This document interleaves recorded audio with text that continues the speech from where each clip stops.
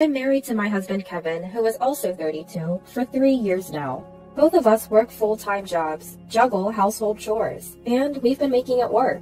We don't have kids yet, but life has been fun, just the two of us. I work in sales for a trading company. A tough job, but it pays well, while Kevin earns less. But he loves his work and takes pride in it, and I've always admired that about him. Kevin often goes fishing, his hobby, and I was okay with it because it was his way of taking a break from work.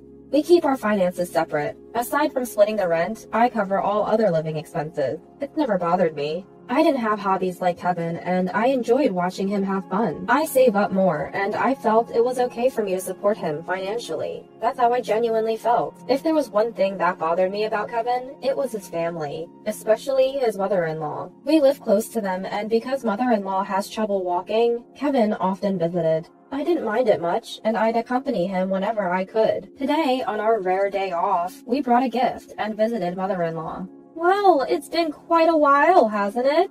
Sorry we've been away. Mother-in-law sighed, seemingly annoyed. It's only been 2 weeks since we last visited. Kevin went alone last week because I had to work on my day off. You may be busy with work, but you're also a wife, you know. Yes.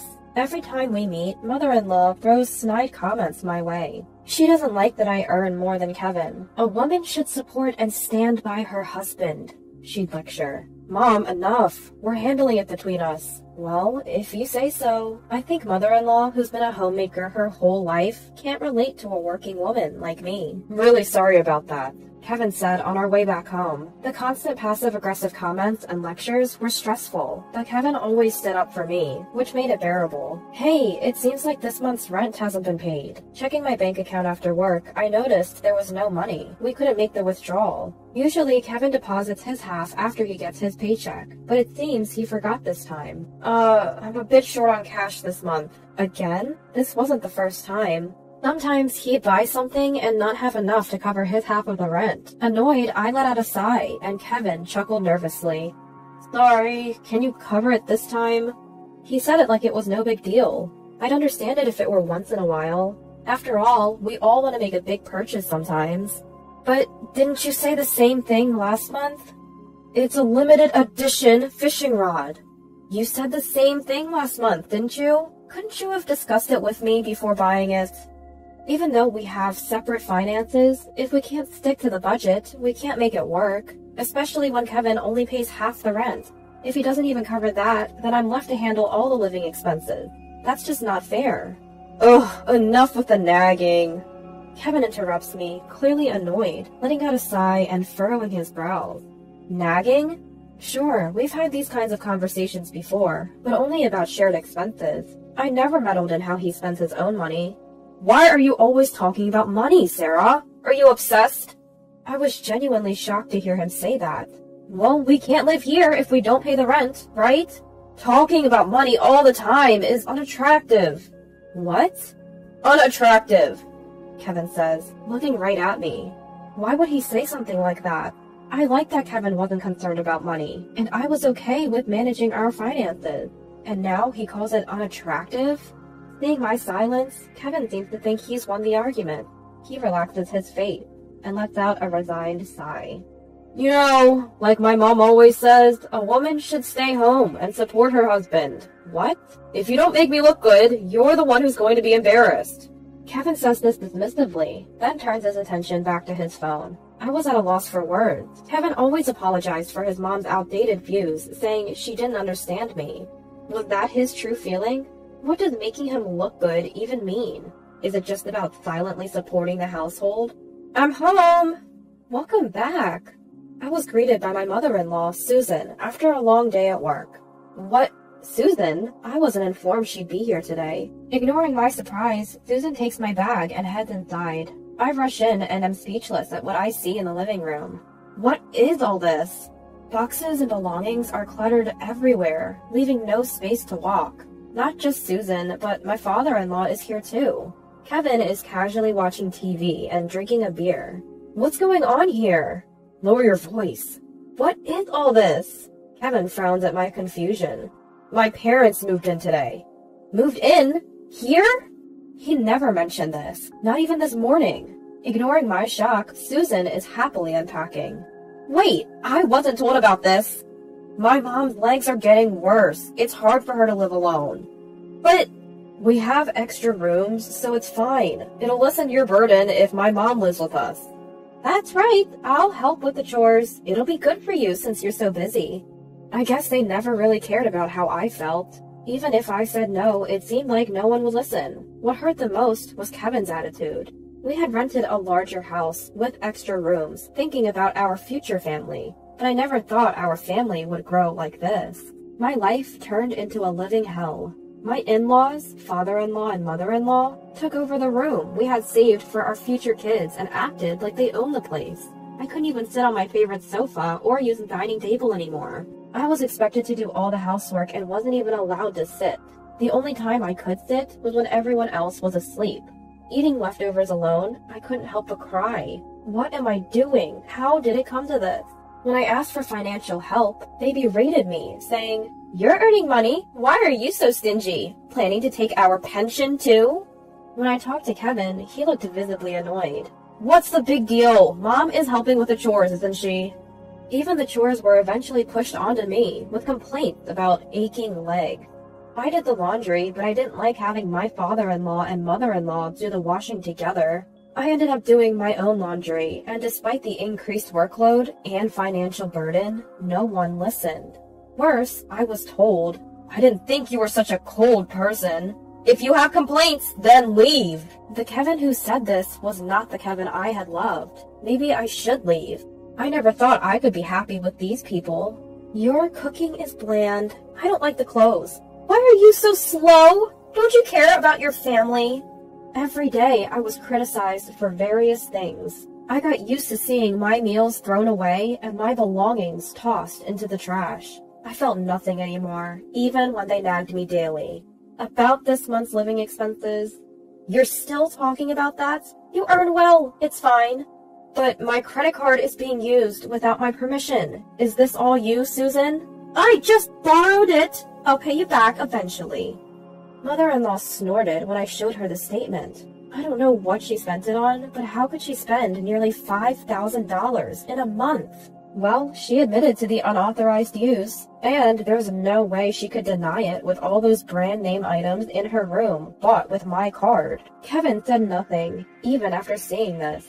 He stopped doing the chores we used to share and wouldn't even look at me, but I won't let this go on any longer. "That's enough." The next day, after hearing that from my lawyer, I took a day off from work and left the house, only to return with a truck. "What about work?" Mother-in-law, who was home alone, asked curiously. She widened her eyes when she saw me and the people behind me. "Sorry, Susan. It might get a bit noisy." "What? Who are these people?" "Please, go ahead." Ignoring mother-in-law, I nodded to the 3 burly men behind me. I led them to my room, bypassing a stunned mother-in-law. "Please move everything out of this room." "Understood." I watched the movers efficiently pack and carry out my belongings, feeling a sense of relief. Who knew it could be so quick once you make up your mind to leave? "Hey, what do you think you're doing? You can't just do this without my permission!" My mother-in-law snapped back to reality and started yelling. Ignoring her, she began to make a phone call. Maybe she's calling Kevin, or my father-in-law, or both. I don't really care. By the time they get here, it'll all be over anyway. My mother-in-law tried to stop the movers with her foul language, but she couldn't stop these burly guys. Sorry, this is the last of it." Having moved almost everything out, I finally addressed my ever-nagging mother-in-law. "I'm leaving." "What? Could you please give this to Kevin?" As I tried to hand her an envelope, the door burst open with a loud noise. Kevin, out of breath, was standing there. As expected, he arrived after everything was done. The whole moving process took just about 30 minutes. "What is this?" Kevin looked at my empty room, lost for words, and then glared at me. "What are you trying to do?" "Perfect timing. Here, this is for you." Ignoring Kevin's intense glare, I smiled and handed him the envelope. Stunned, Kevin looked inside and was visibly shocked. "Divorce papers?" "What?" My mother-in-law also peered over, her eyes widening. "How dare you give divorce papers to my son?" "It means exactly what it says. Shall we get a divorce?" "My son married you! You should be grateful and serve this family!" The movers, who had been waiting, frowned at my mother-in-law's outrageous comment. Seeing their reactions, I was convinced that her behavior was indeed abnormal. Good, this isn't normal. You did say if you have complaints, then leave, right? I didn't mean it like... Kevin hesitated. He probably never thought I'd actually leave. He couldn't have imagined I'd walk away. So you thought I'd just quietly obey? Well, I have plenty of complaints, so I'll do as you wished and leave. I'm not stupid enough to stay here and endure this. Leaving those words for a stunned Kevin, I walked out of the house with the movers. Sorry for involving you in this mess. I apologized. No problem, we understand, they smiled. You've had it tough, they all said, comforting me. I couldn't hold back the tears anymore. I was scared. I was sad. I was frustrated. But I managed to leave. I felt proud of myself for that. Later, I formally filed for divorce through my lawyer. If you have complaints, then leave. After that conversation, I had been quietly preparing for divorce. I consulted a lawyer and gathered evidence to support my reasons for divorce. Every complaint and snide remark from my mother-in-law and Kevin was recorded. I also documented any meals or personal items they had unjustly thrown away.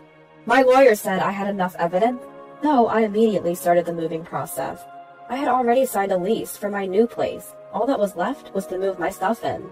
I chuckled at the few boxes that contained my life, but the thought of being surrounded by things I love excited me. I had to leave behind my favorite sofa and dining table, but I can always find new favorites. I heard from my lawyer that Kevin was stubbornly refusing to divorce. Apparently, Kevin and my mother-in-law even stormed the lawyer's office, demanding to know where I was. They also staked out my workplace, but my colleagues who knew the situation helped me avoid running into them. The evidence I had gathered against Kevin, my father-in-law, and mother-in-law was damning. If it went to court, I'd have the upper hand. Kevin finally agreed to the divorce when he realized how expensive a court battle would be. I also demanded repayment from my mother-in-law, not just for the alimony, but also for the money she had spent. She blustered about demanding money from me, but backed down when I mentioned I had evidence of her unauthorized use of my credit card. Family, huh? But her idea of family only included Kevin, my father-in-law, and herself. Did she forget how she'd always left me out? The word family, which she only used when it suited her, made me nauseous. After the divorce was finalized and the alimony paid, Kevin and his family moved away like they were fleeing. Their bad reputation had spread in the neighborhood, making it uncomfortable for them to stay. Plus, they couldn't afford the rent on Kevin's salary alone. Now, they're apparently living in a small house in the countryside, scraping by on Kevin's meager income and the parents' small pension.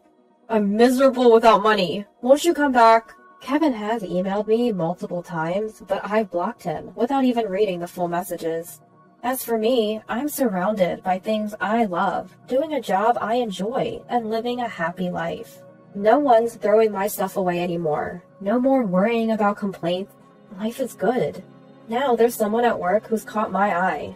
We're both busy, but he's a kind person who says we can take things at our own pace. He knows about my past failures, and has told me he'll wait until I'm ready to trust again.